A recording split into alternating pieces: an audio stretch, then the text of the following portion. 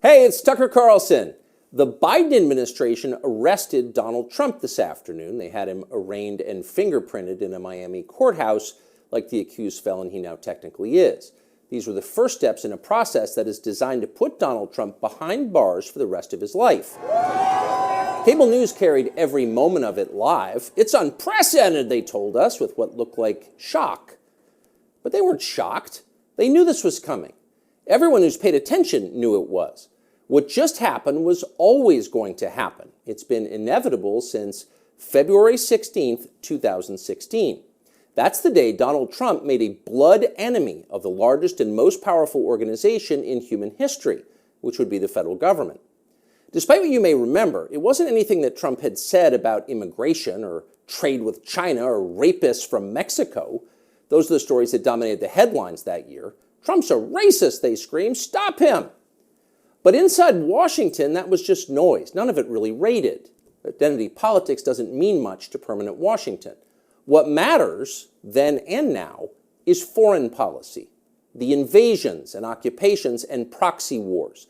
The decisions that determine which global populations will thrive and which will die.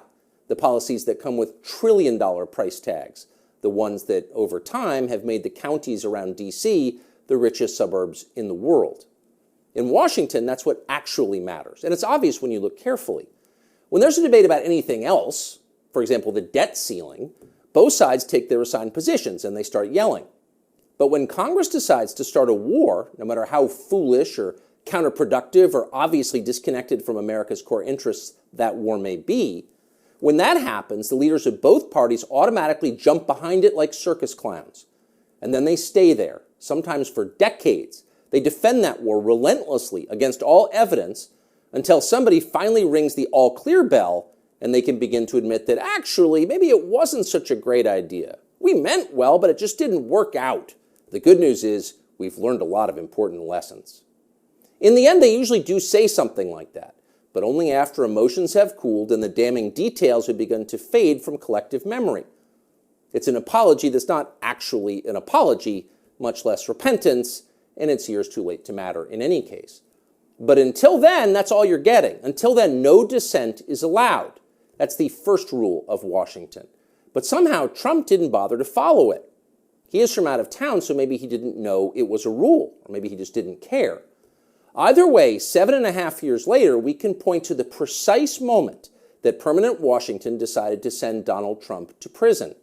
Here it is. It's from the Republican candidates debate in Greenville, South Carolina. We should have never been in Iraq. We have destabilized the Middle East. They lied. Okay. They said there were weapons of mass destruction. There were none, and they knew there were none. There were no weapons of mass destruction. All right. We should never have been in Iraq, Trump said. We destabilized the Middle East. Now, by the time Trump said that, a lot of Republican primary voters were starting to reach the same conclusion. How could they not? But it was the next line that doomed Trump to today's arrest. They lied, he said. There were no weapons of mass destruction, and they knew there were none. Now, when he said that, a few in the crowd booed. Most just sat there in silence, stunned. Can he say that? Well, he said it anyway. And by saying that, he sealed his fate. That was the one thing you were not allowed to say, because it implicated too many people on both sides, which on this topic is really just one side. Hillary Clinton was guilty of it, but so was Paul Ryan. All of them were guilty. They all knew, they all lied. And to a person, they hated Donald Trump for exposing them.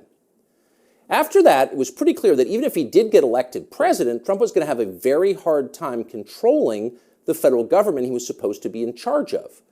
Most of permanent Washington decided that thwarting Trump was the single most important mission in their lives. Everything depended on it. Many of them said so publicly. But others didn't say so publicly. In fact, the stealthier ones took another path. They ran toward Trump, not away from him. They sucked up to him. They ingratiated themselves with the man they intuitively understood was susceptible to flattery, which Trump is. And they did this in order to subvert his new administration from the inside. There were a number of these, and you could spot them immediately. They were flatterers. Invariably, the ones who flattered Trump the most hated him the most and disagreed the most strongly with his views. You saw them in the hallways of the White House and at press conferences. They were there slobbering over their boss with elaborate self-abasement, as if they were addressing a monarch or a god. It was a scene from the Ottoman court. It was filthy and decadent, and it was false. Mike Pence, Nikki Haley, Mike Pompeo, Lindsey Graham in the Congress. They all called Trump a visionary genius up until the moment he lost power. And then they unsheathed their real agenda, as always the neocon war agenda, and they piled on with maximum force. Here's Mike Pompeo, for example, on Fox News this morning. President Trump had classified documents where he shouldn't have had them, and then when given the opportunity to return them, he chose not to do that for whatever reason. When somebody identifies that, you got to turn them in. And so that's inconsistent with protecting America's soldiers, sailors, airmen, and Marines. And if the allegations are true, some of these were pretty serious, important documents. And so that's wrong. May future historians hoping to unlock the mysteries of late Empire Washington study that clip, because it will reveal everything. That very same Mike Pompeo, the one who's sneering at Donald Trump on TV this morning, that guy served Donald Trump as both CIA director and as Secretary of State. Those are the two most powerful jobs in the federal government. And as he worked in those jobs, Pompeo promised, in fact, he swore, to support the president's agenda. Why? Because that's the way a democracy works. You vote for a candidate in the belief that his appointees will carry out the policies that you voted for. It's not about the president, it's about you, the voter. But Pompeo didn't do that. He didn't even try to do that. In fact, he undermined Trump's often stated commitment to peace and non-intervention abroad at every turn. His every waking hour was devoted to fomenting war in some faraway foreign country or other. Iran, Syria, Russia, North Korea, the list goes on. But rather than telling Trump that he disagreed with his ideas, as a man would, Pompeo toadied up to Trump, a man he despised, in the oiliest, most over-the-top way imaginable. Ask anyone who worked in that White House at the time. Who is the appointee most likely to tell Donald Trump on a daily basis that he was handsome, virile, sleek, and powerful? Mike Pompeo. That will be the consensus answer. Those of us who saw firsthand Pompeo's relentless kowtowing will never forget it. It was indelibly repulsive. No one with self-respect could do something like that, but Mike Pompeo did it effortlessly, with relish and verve. Now, this same person is telling Fox News viewers that he fears for the safety of our military, our soldiers, sailors, airmen, and Marines, in the approved phrase, because Donald Trump took some classified documents home and didn't immediately return them to the National Archives? What a lie that is. Mike Pompeo knows that's a lie. He spent his entire life in Washington. Washington is a city where internal memos about Labor Day are classified because everything is classified. Your government has classified more than 1 billion federal documents, most of them boring and pointless and a danger to no one, and locked them away in secret where you can't see them because you may be an American citizen, but not really, and therefore you don't have the necessary clearances to know what's going on. And by the way, none of this is done in order to make America safer, any more than COVID restrictions were designed to keep you healthy. No, it's a caste system. That's the point.